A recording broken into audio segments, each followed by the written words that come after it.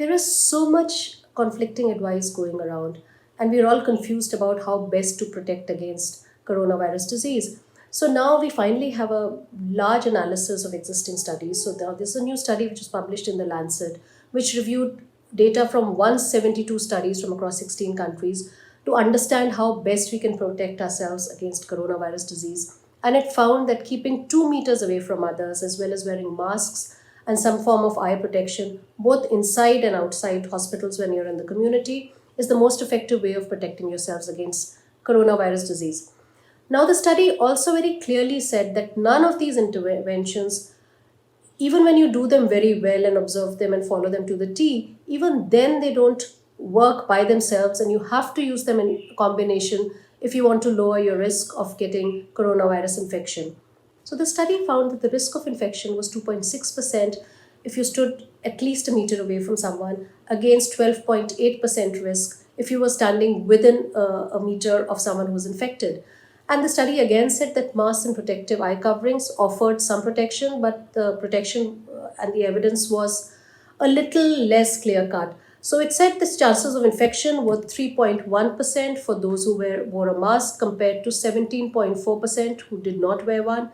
And our face shields, goggles, and glasses reduced infection to 5.5% from 16% risk for those who did not use these methods to protect themselves.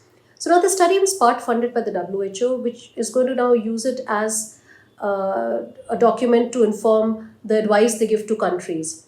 So I also got in touch with Professor Holger Schunmann, who was one of the authors of the study, and he's a professor at McMaster University in Canada.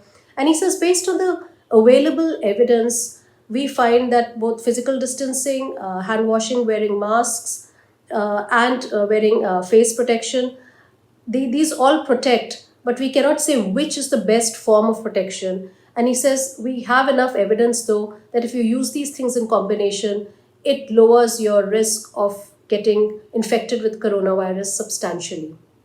So, what kind of masks should we actually wear?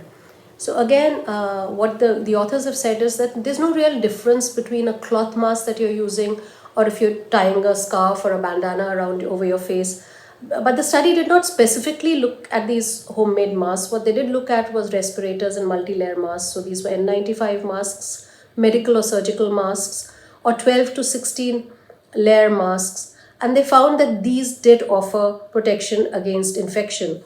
So, what does it say then again about the homemade cloth masks that we use? Well, if these are single layered, they don't protect you, so you go for multiple layer masks. And the cloth masks we use should be well designed. They should be made preferably of cotton or which is or a water resistant fabric, and that should have multiple layers and should also fit very well over your face, because fits are really important, because the virus can actually leak in and still cause infection if you're wearing a mask.